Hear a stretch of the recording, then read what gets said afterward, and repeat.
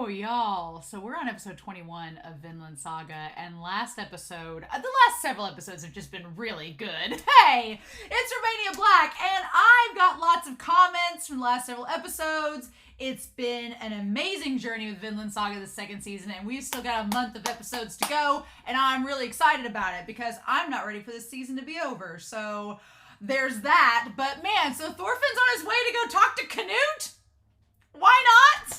Why not? At this point, what could it hurt, right? He seems like a reasonable guy. He seems like he has not got anything wrong with him whatsoever. No psychological trauma at all. Should be easy to talk to. Should be a quick episode. Done. Just round out the rest of this season is just going to be 4 episodes of just happiness and rainbows. So I don't know what could be the problem. But yeah, Ketil's forces have kind of retreated. Ketil's definitely losing the battle. Ketil may be dead at this point. We don't know. Snake was taking him away. Einar and Leif think supposedly they're going to wait for Thorfinn to come back.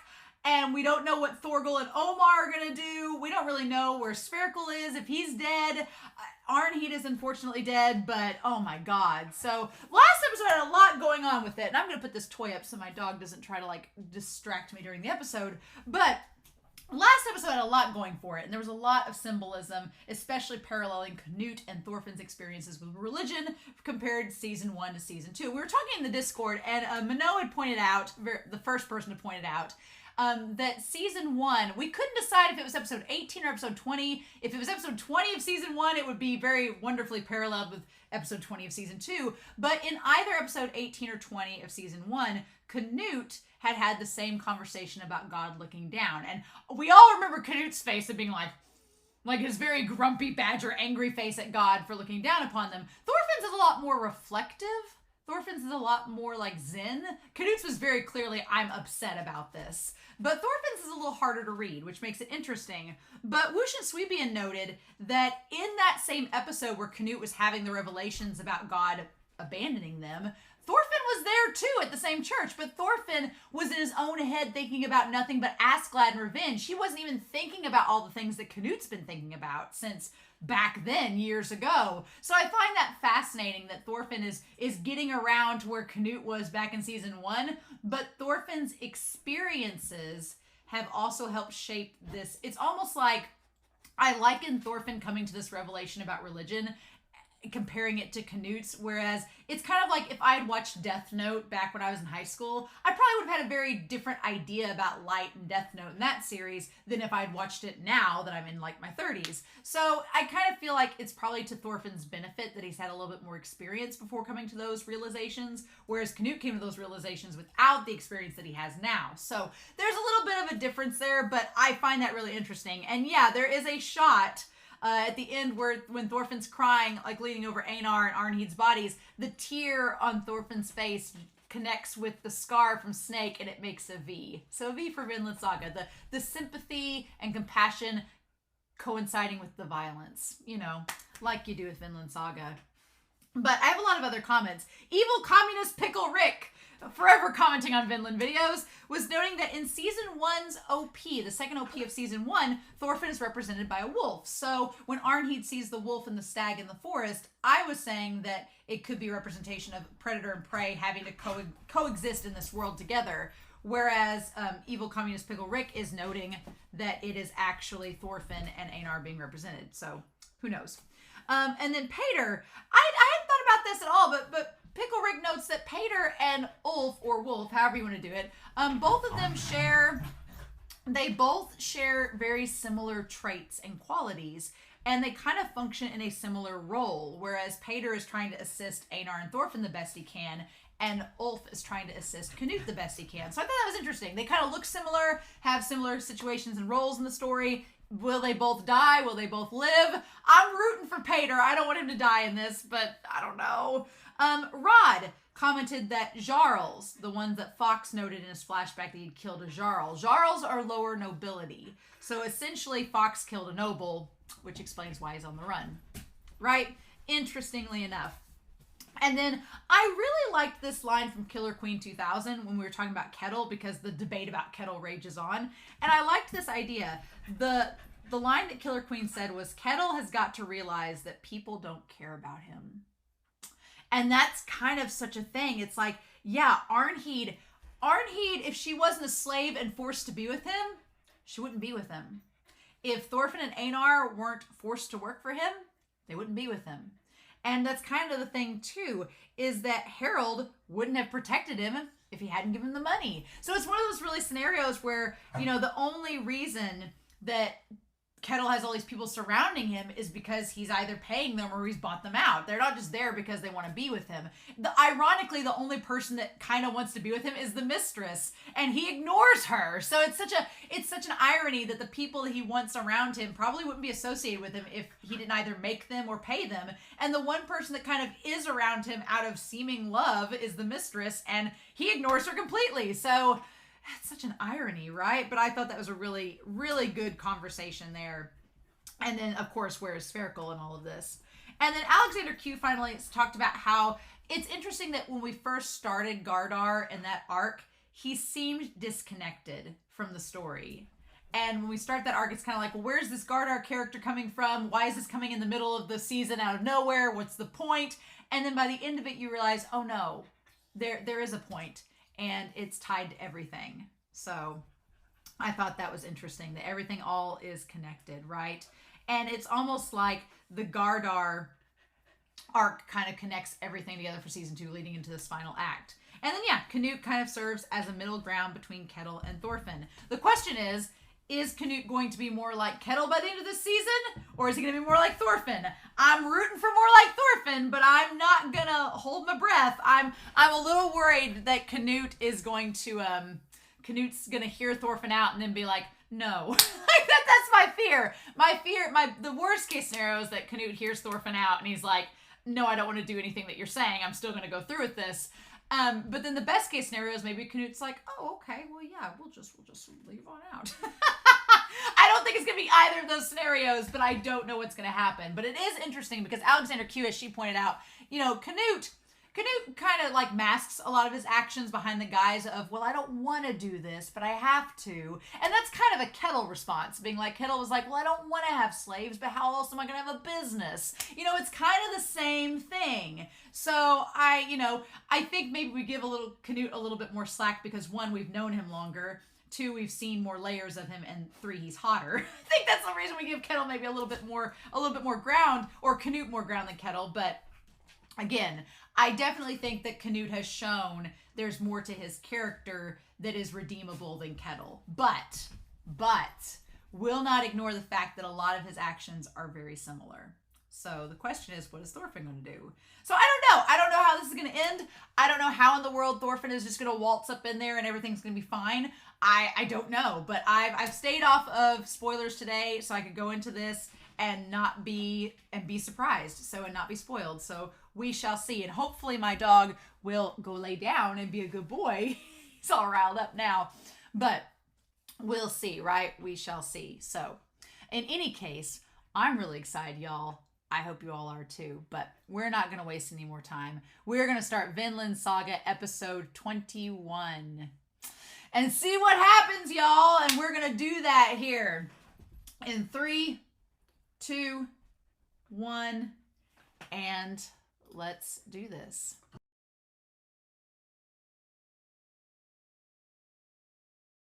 Another peak Vinland Saga episode. You know what sucks about this? Yeah, I was thinking about this as the credits were rolling. I was like, we know that Thorfinn is going to withstand the 100 punches, right? We know he's going to because he needs to see Canute by the end of the season. The thing is, like, everybody's been like, oh, Canute and Thorfinn, ships all around. And we know that Thorfinn's hot. We know Canute's hot. But you know what's going to suck? Is that Canute thinks that Thorfinn is just the feral beast that he was back in season 1. He's like, oh God, why would I want to see him? You know what's going to suck? Is that by the time that Thorfinn goes and actually sees Canute, he's probably going to look like a bloody mess. He's going to look like hell. And he's not going to be hot. And Canute's going to be like, oh, well. And I'm going to be like, no, you don't understand, Canute. Let me ship this, Vinland. Why are you blowing holes in my ship? And Vinland Saga's like, because we want you to ship Einar with Thorfinn. No. Einar is best bro. Einar is our bisexual king. He is best bro. I love Einar. I'm glad Einar was okay in this episode, because when Einar took off towards Thorfinn, I was like, can you just let Thorfinn be okay? And no, he has to be there because he's best bro friend. But this episode was definitely a setup episode, which I'm fine with. It's an aftermath. We got to deal with the aftermath of all this. We still don't know what Thorgal is going to do in all of this. Thorgal is quite a mystery because he just takes off. I'm like, is he going to try something? I feel like he's going to try something, right? I feel like Thorgal is not going to be satisfied with them just surrendering, and he's going to try to make a last-ditch effort to attack Canute, and he's going to die. I feel like that's what's going to happen, but I don't know. We still have 22, 23, and 24. We still have 3 episodes left, which is plenty of time for things to happen and round out the season, but it's just like, what do we do, right? I've been talking to people on Discord, and I think they were talking about how there's these really nice deluxe editions of the manga that are like hardback. I don't have a lot of space left, but I would really like to get the Vinland Saga manga. I'm torn because I want to see, supposedly they're doing a 3-in-1 volume set. I want to see if those are hardback and what they look like and how much those are, and compare those with the hardcovers that are the 2-in-1s and go from there. But I would like to get the manga and read it as we're waiting on hopefully season 3. I hope we get season 3. This season's been so good. I'm like, please give us season 3. I would really, really enjoy it. But we need to go through this episode, and I'm sorry if my dog barks throughout all this, but he needs to be quiet. So yeah, the Canute looking onto the battlefield. This is really, I find Canute very fascinating at this point in the season, because Canute's kind of, what I like about Canute is that he does stick to his guns. He does not take Floki pushing him around at all. And I'm like, good. Do not let that square Frankenstein-headed man push you around. I like that Canute's like, no, I'm not going to just let you push me around. That's not how this is going to work. And Canute does stay true to his word, kind of like Swin said he was. Whereas he said he was going to treat the bodies properly and pay them respect, and so he has them all collected. The problem with it all is that when the bodies are collected, you really realize that they weren't just killed. These people were massacred. They were completely obliterated. Like, there are limbs everywhere. There's hands and feet just hanging. The one that gets me is the very first shot we have is a man whose head has been cleaved in 2. It's just like they just plopped his head down next to his body, and you just see a piece of his jaw there. Like, that's it. And you see, like, just a guy's torso, and there's nothing left. And Wolf makes the very apt statement that Kettle's forces probably don't have any will to fight. No, Thorgal's literally the only one. And Thorgal wasn't actually on the battlefield. He was behind enemy lines, sneaking around, avoiding the main conflict, right? He'll send a messenger recommending they surrender. This part I really love, because Canute does not look happy about all this. Canute, I feel like, doesn't want to fight. I feel like Canute wants to have his paradise, and he doesn't want to have violence or war, but the only way he knows to get what he wants is to follow the Norse tradition and have these battles. That's the only way he knows how to do things, and it's how he rationalizes it in his head. The only way I can get to my paradise is to kill my way there, which is not true, right? And that's kind of the antithesis of Thorfinn at this point. But what I like about Canute is that he sticks to his guns.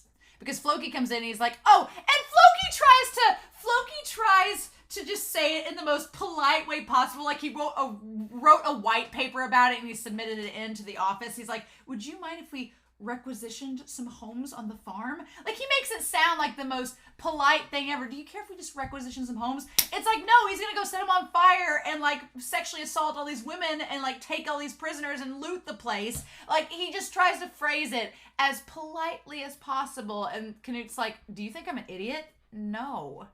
He's like, my men are tired of camping out in tents. And I was like, well, that's just, I wanted Canute to be like, well, that's called war, which is what we're doing. So, sorry. He's like, no. He says, I told you all forces are forbidden from entering the farm. He's like, that if the soldiers enter the village, they'll begin pillaging. And Floki's kind of like, well, pillaging is the victor's right. Like, at that moment, Floki is challenging Canute to be like, okay, you are king, but this has always been the tradition. You're going against the tradition. What's your reason for going against it and telling us no? And Canute phrases it very aptly. Canute phrases it very politically correct. He says the goal of this battle is to requisition the entire farm, not pillage it. Canute's basically telling Floki, this is going to be my land now. Why would I want your men stealing my stuff that I came here to get? Like, I came here to requisition the farm and take it and use it. If you all pillage it and light it on fire and take it over, then what's the point of using it? It will be no use to me. So no. So Canute inside doesn't like slavery. He doesn't like people getting, pillaged. We've seen that in previous points during the season. But he has to phrase it in a way that will satisfy Floki and not seem weak. And so the way that he does it is by saying, no, that's going against my objective, so we're not going to do that. And I like that Wolf kind of stands off in the background like, But Canute just, we're not going to pillage it. He stands his ground, and I'm glad that he does that. And Floki just kind of, takes it. He said, I'll provide the Jomsvikings with their reward. If you want spoils, I'll give you spoils, but we're not going to destroy my new property. Okay? And Floki just kind of accepts it, being like, sure, as you command. Being like, well, fine, we'll go back to the tents. And man, the instant that he leaves, it's just like, the crazy thing about the head, the thing that I love about Sven's head being in Canute's brain, is that it's always Canute. It's just Canute talking to himself. And I just love that, Wolf is standing right there. They're in silence. And Canute's talking to his disembodied father's head. And he's just like, heh. I really love the shot. I'm going to get a picture of that. The shot of Canute's eye and how beautifully Mappa decided to just like the crystal icy blue eye, like how they decided to animate it. And he's just like, you're showing them mercy now, Canute? I just love it. I love this, the head there just floating. It's just so creepy and wonderful and Shakespearean. And he says, you're right. That's what a king does. And I love that the grass becomes red like blood. It's crazy. This is what a king will do. He says that to achieve his grand purpose, he spares those who should live and slays those who must kill. Saying that every action he takes is all for a greater agenda. The masses could never bear such a heavy responsibility. He heavy is who wears the crown, right? He says the world is far from paradise, it's hell. And again, this is Canute thinking to himself. He's like, I'm not getting the paradise that I want. I'm just getting more hell. It's almost like Canute's thinking, what am I missing? And Thorfinn's going to show up to tell you what you're missing. It's the fact that, is Canute going to listen to him or not, right? He's like, this isn't the paradise. Hell has its own laws. I find that interesting that both the way that Thorfinn and Canute view paradise is to view it as a place that is not bound by the societal laws that they themselves have grown up in, which is so fascinating because in the grand scheme of things that Vinland and whatever paradise Canute creates is going to have laws. Like that's going to be a thing. But what's fascinating is that both Canute and Thorfinn seem like they want to get away from the societal laws that they themselves have grown up in. And by Canute saying that hell has its own laws, he's equating the society he lives in now to being hell. And he's trying to make it paradise, but the only way he knows how, again, is to use violence. And he's realizing, he's like, that's not getting the job done the way that I want it to. But the head says you killed your father and your brother. And it shows and what's so creepy and beautiful in how it's executed by the animation here is that it shows the pathway that Canute is on, right? The way that they use colors and animate it, it looks like a forest, like a pathway of flowers. It looks like a green pathway of different kinds of flowers, but they're corpses and body parts and armor. And it's just the way that it's transformed is so interesting. And the head says, keep killing until your corpse-lined road reaches its paradise.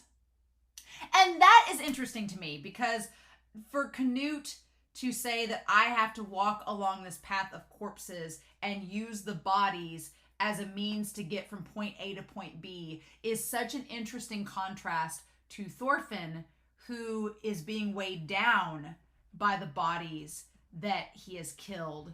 And the corpses for Thorfinn are like a weight that he carries with him as he travels and moves forward. For Canute, the corpses are the means by which he moves forward. So it's so fascinating to me to see how Thorfinn and Canute view the people that have died around them and what their purpose is. For Thorfinn, the purpose is to keep him grounded, to remind him of his goals, to remind him the weight of killing and how it's not good, and to kind of keep him on the straight and narrow. For Canute, the corpses are the straight and narrow.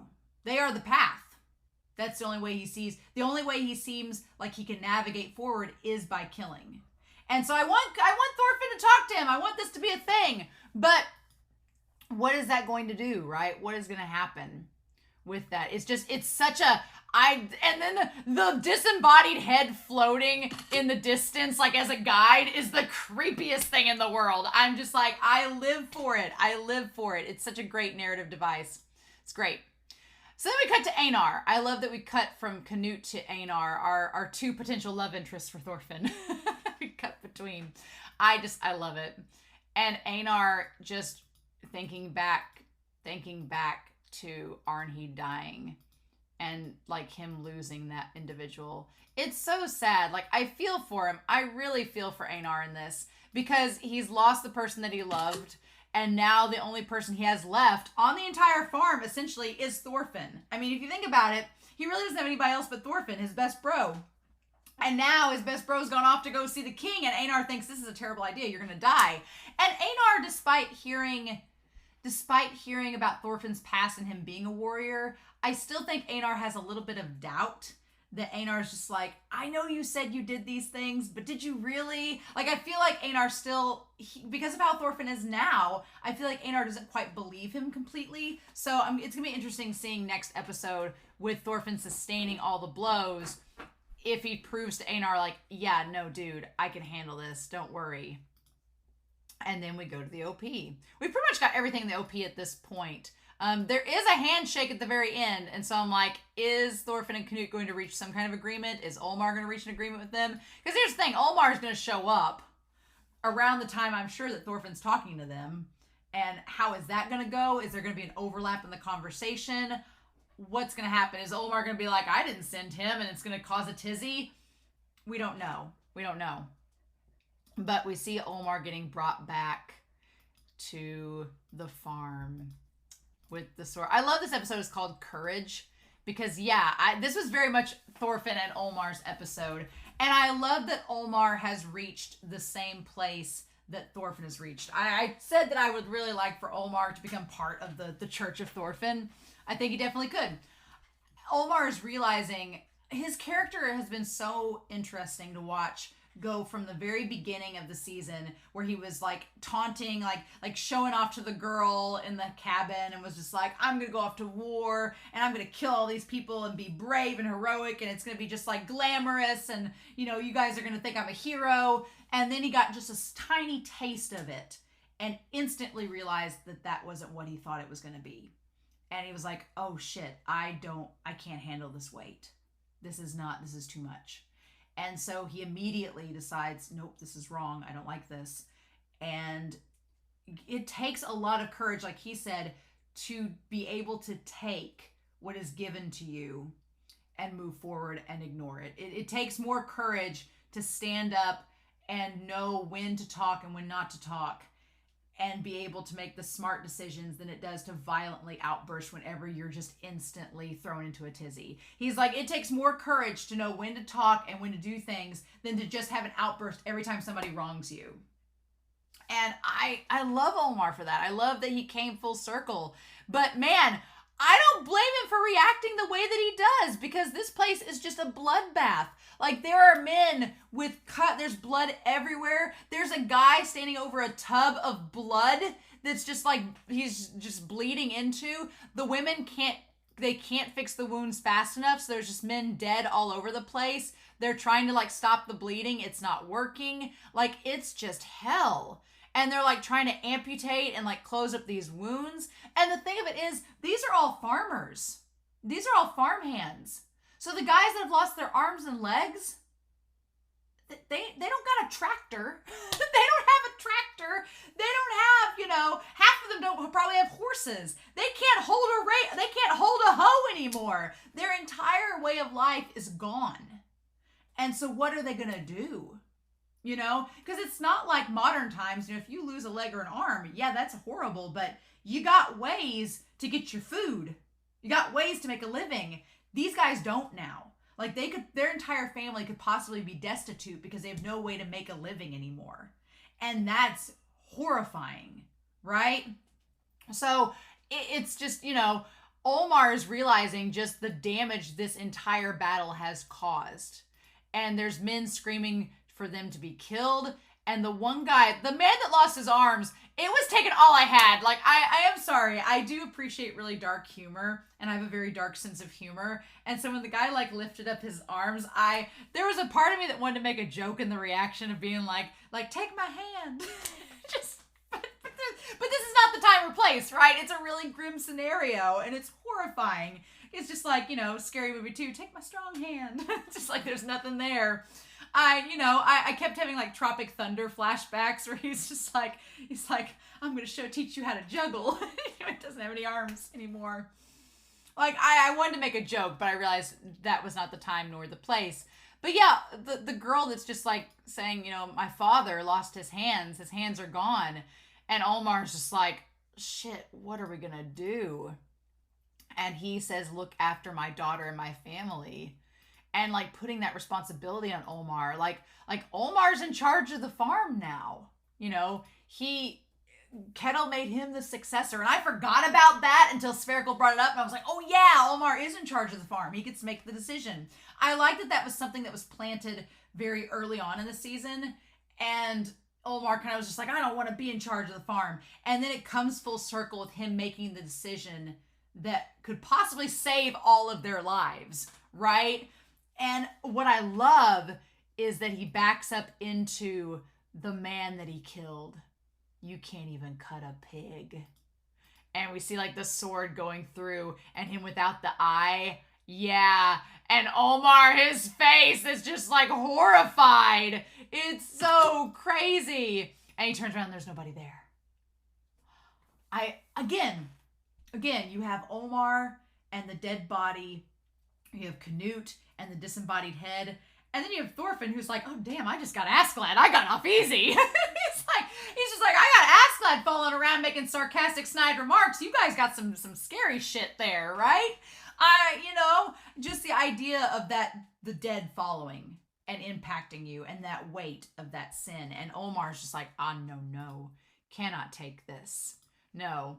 And what's kind of scary is that he falls down and has the moment where he gets sick.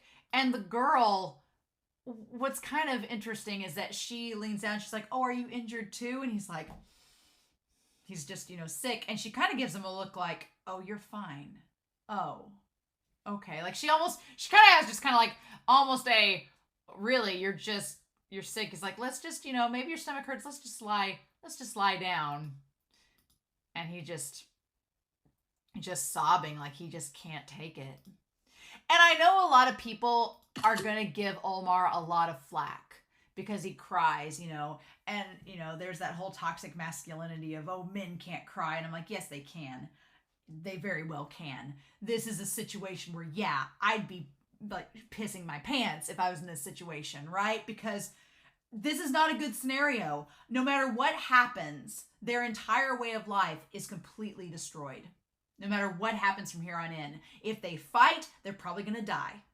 If they don't and they surrender, then they're going to be outlawed and be, outcasts, and their entire way of life is going to change. There is no good end to Kettle's farm in this scenario for Olmar and his family. It's just what is the decision that we can live with and be able to move forward with? And fighting is not going to get us it. Absolutely not.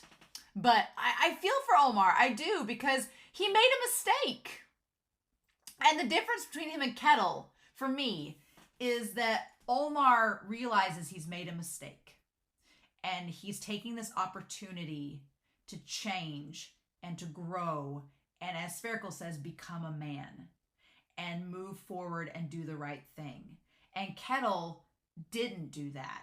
Instead, he regressed, kept the cycle going, and didn't make the right decision. He made the selfish decision to try to go back and keep on doing what he was doing in hopes that something would happen, which was the insane decision, right? And Olmar's doing the actual responsible move of doing the right thing, whereas Kettle just couldn't do that. So I do respect Olmar. I do. He's not my favorite character in the story. I mean, I don't love Olmar's character, but I feel for him in this moment because he has a very difficult decision to make. And I think if any of us were in that situation and you chose to fight, I'd be like, did you just see what was out there? Like, that's not going to work, right? So I'm glad they moved Spherical with the family. I'm glad he's there. They've advised us to surrender a second time. The entire clan is surrendering is their condition for a truce. You'll be subjected to outlawry, where you're going to basically be outlawed. You're going to be exiled. You'll need to decide if you want to continue fighting or surrender. And what's curious is that I feel like Snake did not expect them to surrender. I feel like Snake had every intention that Thorgal's way was going to be Olmar's way. That he's like, we're going to end up fighting this. Like, Snake looks so unamused. He's just like, they're going to send us back out into this damn battlefield because they're selfish and we're going to die because of them. Like, I feel like that was exactly what he was thinking in this moment. Because, yeah, I was feeling bad for the mistress before, and I kind of gave her a hard time in the reaction. But all of them are reacting with being she's just upset. She's like, she is having the same mental breakdown that Olmar had, only her reflex response is to just be like, you can't be serious. Like, I'm outraged. Like, you expect us to be beggars? What?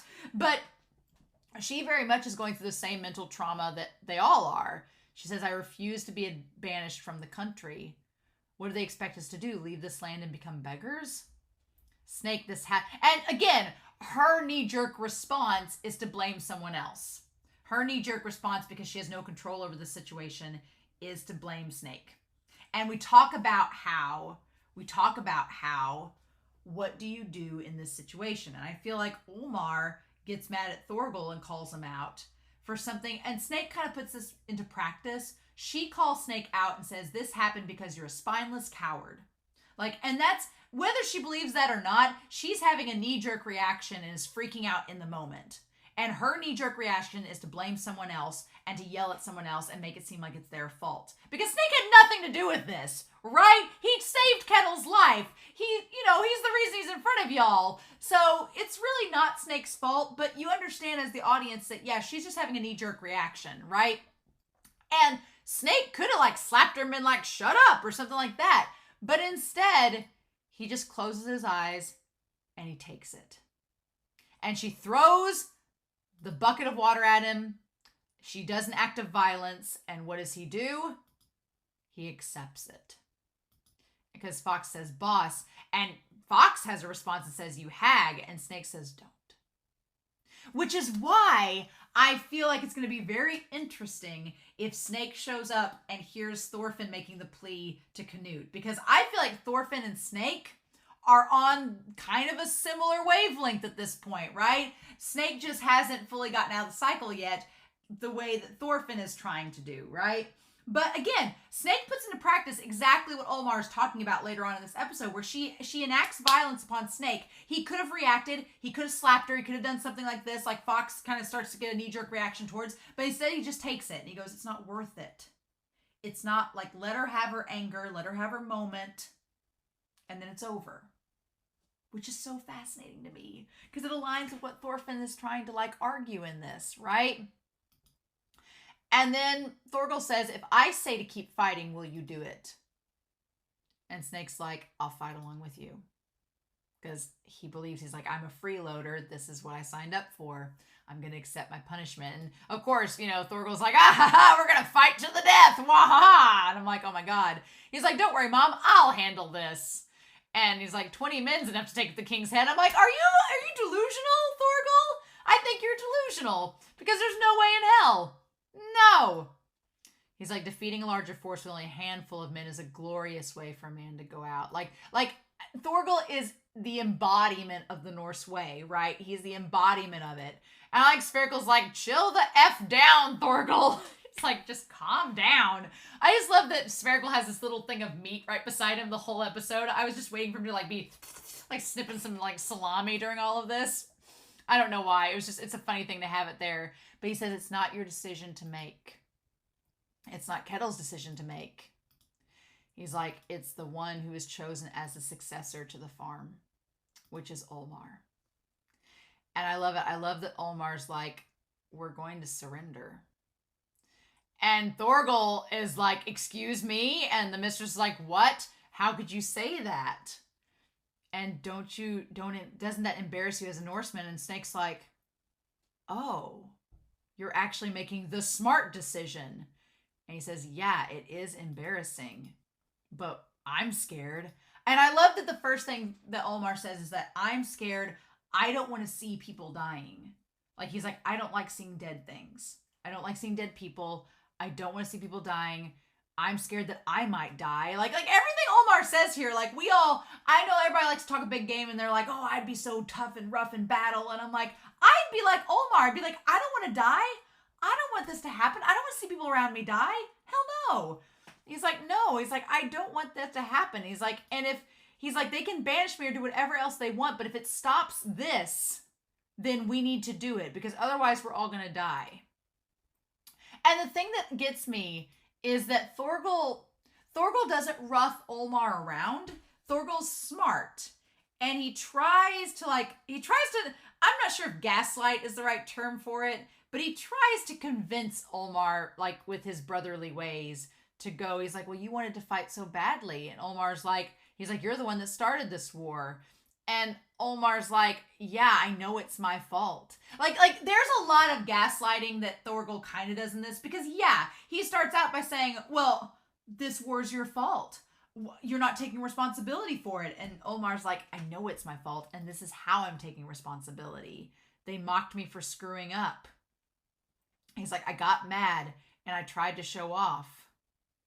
And I'm sorry, but he's like, I just can't. I started this, and so I want to end it. So it's funny that originally Thorgal was like, well, you started this war, so, like, shouldn't you be responsible for finishing it off with a fight? And he's like, yeah, I did start it, but this is how I'm going to end it. And then Thorgal immediately changes his tune, and he's like, oh, well, I mean, you didn't really cause this war. It was going to happen regardless because of my dad or I. They would have framed us even if they couldn't frame you. So I'm like, that is gaslighting. Like, you just said one thing and you didn't get your way. And so now you're saying something totally different to try to appease him and get your way a different way. I'm like, Thorgal. And at first I thought he was being a really nice brother. And yeah, there is some of that to it. But I'm also like, Thorgal. Because he goes up to him. He's like, oh, I misspoke. He's like, I'm sorry. And like his body language where he's like, he's all closed off. And then he opens up like, oh, well, man, bro. Like, the king wanted this farm from the start. If it wasn't you, it was going to be, he's like, Olmar's like, I gave them an excuse to start a war. And he's like, well, people always find a way to fight. I'm like, you're totally changing your tune. He's like, they would, if it wasn't you, it would have been dad or me. And so Olmar's kind of like, well, then, yeah, if it was going to happen anyway, then why are we delaying this? If he was going to take the farm from us anyway, we were going to become outcasts anyway. So what good is it fighting now? It's not going to save anybody.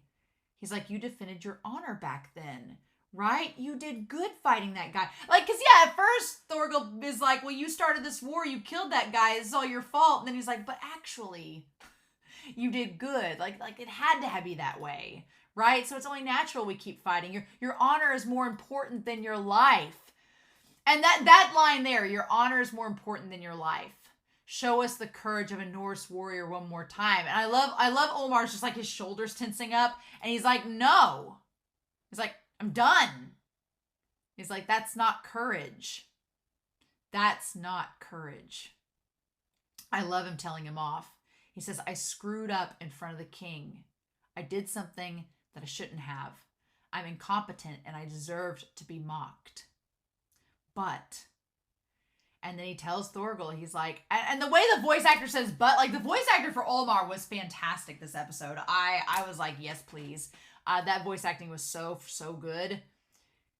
He says, I didn't have the courage to accept their mockery. And we just saw a second ago Snake having the courage to accept the mistress's mockery. Like, Snake's like, I deserve to be mocked. I'll take it. It's fine. It's not gonna destroy me as a person to get mocked verbally. And now Olmar is regretting that. He's like, I didn't have that courage. And he's like, we're going to surrender. And Snake just looking at him like, all right. He's like, I can't be like you, brother. I love Olmar standing up and being his own man. I don't care about the honor of Norse warriors. I'm going to surrender. And that's the thing, that it's that mindset of like, I don't care about this Norse tradition. If it's not the right thing to do, it's not the right thing to do. I'm going to do what I think is right. And I'm just like, damn, mock me if you want. I'm proud of Olmar for standing up. And I love the visual of you have Thorgal standing up big and tall and Olmar's kind of hunched over. But in that moment, Olmar is technically on the higher ground, right? And yeah, the mistress she just can't take it. And Spherical's like, go tell King Canute about your decision. And Snake's like, I'm not going to mock you, young master. He's like, I'll go with you. Oh, I love it. I love it. And then Thorgal's like, I don't have time for this crap. Later, bros. Later, brosips. I'm going to go and die. That's basically what it is. Either Thorgal's going to die. He's going to try to kill the king and he's going to die. Or Canute is going to enlist Thorgal back into the ranks of his men and be like, you want to come fight for us since, your farm's doomed? Either one of those two things are going to happen. Either Thorgal's going to die or he's going to join Canute's forces because Canute wants him as a warrior. Right? One of those two things is going to happen. And so we go back to Spherical saying that Kettle, many have been supported by your strength. And we do get it tied back to that with Thorfinn. I'm going to address that when we get to it. But you've seen it too. How those who have wealth, those possessed by wealth and power end up. And I'm fearful for Canute, right? Because Canute, it's not that he's possessed by wealth necessarily, because I don't think Canute cares about the wealth, but the power to create his paradise that he wants. I feel like he is possessed by that, and that could be something that could be his undoing. So I am worried about Canute in that regard, and hopefully Thorfinn can reach him somehow. Maybe, maybe not. But he says, in exchange for your farm, your son has become a man. I love that Spherical's so proud of Olmar that he's just like, yeah, your son finally became a man. He's not just a boy running around talking his mouth. He actually understands now. And then, Einar's running after Thorfinn. I was really worried. I was like, Einar, can you just leave Thorfinn? Like Leif has faith in him. Leif's like, I am sticking to my oath. I have been looking for him. I've not let that go. I saw what was in Thorfinn's eyes. I know he's coming back. So damn it, Thorfinn better go back.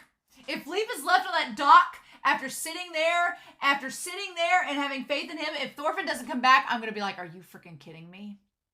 So, I don't know, y'all. I don't know. But yeah, then we have Thorfinn versus Drott, which is the bear killer. And man, how the tables have turned, right? Right, because Thorfinn, always, being viewed as small or short, used to always get to him in season 1. And now this guy, he just makes all the short jokes, and Thorfinn's like, I am Thorfinn, son of Thor's. I'm going to ignore your crass, crude comments about my height. Sorry. It's such a 180, right? I came to represent Kettle's farm. And so they call him out for being a slave, and they make fun of him. And Thorfinn's like, I have had a lot worse dealt to me. So, dude, I don't even care. But he does admit that he kind of underestimated him. And then Thorfinn name drops. He's like, I've met Canute before. He's like, we had dinner together. We rode a cart together. We were toured the cities together. Thorfinn knows Canute a lot more than I think any of these guys understand. And so I was just like, come on. I was like, just let him see him. And he's just wanting to see. And he's like, I served as a guard for him. I've never seen a guard as stinky or small as you. And I like that Thorfinn's answer is like, if I offended you, then I apologize. I'm like, oh, damn it. I'm like, Thorfinn has come so far and I love him so much That I'm like, oh, just leave him alone. Thorfinn's a babe. I love him. Like, stop. And he's like, please let me see the king. And they just all make fun of him. And that's when Wolf tells him about the messenger. And he's like, yes, he identifies himself as Thorfinn, son of Thor's. And it's like, ah! I love the face Canute makes. The face Canute makes is just like, oh my god. Like, Loki's like, wait, what? But Canute is like, Thorfinn's here? He's on this farm? What? And the thing that kills me is that Canute only remembers Thorfinn by the scar that he gave him. All he sees, all he remembers of Thorfinn is him being this feral wolf child that just was acting so impulsively. So as far as Canute knows, Canute thinks that Thorfinn is still this like rowdy feral child that just came to see him because of the battle. Like that, as far as he knows, that's what he thinks. So I'm like, dude, if only you knew. If only you knew. I'm just like, Canute, come on, man. Come on. Because he's like, and he just touches the scar, and that's all he remembers him from. And he hears the battle raging, and he thinks it's just like all the battles that Thorfinn fought before, where he was just fighting tooth and nail. And he's like, will you see him? And he says, no, that's not necessary. And I'm like, quit being a cock block show. I'm like, just let them talk, please. Why are you making us wait till the season finale? And what kills me is Floki goes, son of Thor's. Yeah, right. I was like, I'm like, oh my god. Because here's the thing. We've talked about this previously in other seasons. We've talked about this in the other season that I feel like Thorfinn back then was not meant to know about Floki like killing Thor's or putting the hit out on him, because for Askeladd didn't want to tell him about Floki because that would just be someone else he was seeking revenge upon. It would just create that cycle all over again, right? And he wanted Thorfinn to move on from it. The thing of it is now is if Floki finds out he is Thor's son and tells him he killed Thor's or put the hit out for Askeladd, what would Thorfinn do? We would like to think that Thorfinn would just be like, okay, you did what you thought you had to do. But I'm like, would he regress? Would that do something? Like, what are we going to do with that? Like, is that going to be a thing? I'm just so amazed. And then Thorfinn's like, I don't want to fight. And he just dodges the punches. And then when he sees the wager, that's what gets him, right? And Einar coming up, Einar being like, Einar, what are you doing here? I'm just like, I'm sorry. You all don't want me to ship them, but you give Einar coming up to his side, like comforting him, like what do you expect me to do? You can't expect me to not ship this moment. And he's just like, we're getting out of here, Thorfinn. And Thorfinn's like, I gotta do things. I'm sorry, Einar, but I gotta see the king. I gotta see Canute. Like, let's just build this love triangle up. He's like, I went in on that bet. I'll bet on myself. I just want to talk to His Majesty. And I love that shot of him against the gray sky. It's so good. I just want a shot of him and His Majesty. And they say that the highest bet is 100 hits. And here's the thing. Einar's like, why do you want to see the king so badly? Why do you want to save Ketil's farm? He's like, we could get out of here. We could leave this place. We could leave this place behind and let whatever happens to them be whatever happens to them. And we could just screw them all and go. Why do you want to stay behind? And Thorfinn says, yeah, this is war. That's true. And we may not be able to do much about it. But he's like, I'm glad I ended up on this farm. Because he's like, if I hadn't ended up on this farm, he's like, if I hadn't come here, he's like, I wouldn't have known Pater. I wouldn't have known Spherical. I wouldn't have known Ketil.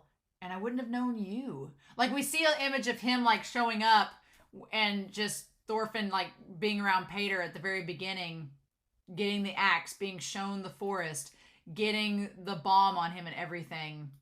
He's like, I only knew war and despair, But because I came here, I mean, it's kind of a confession. He's like, because I came here, I met you. And I met all these people who helped shape my worldview, who didn't forsake me, who were kind to me, no matter what. And he's like, because I got to meet you and all of them, that completely changed my world. And it led me to this place that I'm at now. And I'm much happier here. He's like, don't you understand?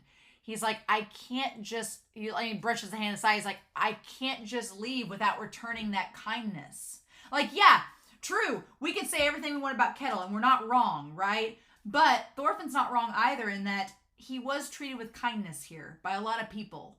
And he got to meet people that helped shape his worldview for the better and helped him get out of that hell he'd been in and find a way to move forward without suffering. And he's like, if I just leave and I don't repay that kindness, then what was the point? Then what does that help with anything? How can I live with myself not knowing that I didn't try to help pay back the people who were kind to me? Like what, even if you don't like Kettle, what about Pater? What about Spherical? What about you? What about Arnheid? I love that. I love that Thorfinn's like, I can't live with myself unless I pay back that kindness. And Wolf's been there the whole time watching this. So Wolf is like, oh, he needs to see Canute. Wolf's like, I'm going to be the matchmaker in all of this, right? And so, yeah, Einar's like, fine. And he's like, I'm used to getting hit. That's such a sad thing that Thorfinn's like, I've been beat up a lot my whole life. So I know how to get hit and minimize the damage. And then the bear killer saying he hasn't been mocked like this before. He has a very Bjorn vibe to him, right? Just not quite as in depth as Bjorn. And he goes to punch Thorfinn. And it's just going to end right there, damn it. Whatever. So yeah. Just, We got 3 episodes left, y'all. There's plenty that can happen in 3 episodes. So, I don't know. I feel like Thorfinn's going to have his fight next episode, get the hits. Thorfinn's going to be able to take it, but he's going to look like hell. And then is he going to get to be able to see Canute after all of that? And what is he going to say to Canute? Is Kettle going to arrive there around the same... Is, not Kettle, but Olmar going to arrive around the same time? How is that conversation going to go? What's going to happen? What are we going to do? I feel like it's going to be like a meeting of worlds that they get to meet. But what the hell are we going to do, y'all? I'm really excited. I'm really excited for next episode to see what's going to happen. I hope you all are too, but I am excited for your comments down below.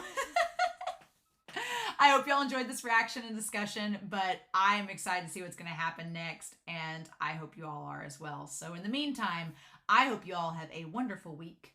Please stay safe, take care, and yeah, I'll be back next week with episode 22 of Vinland Saga Season 2. Bye.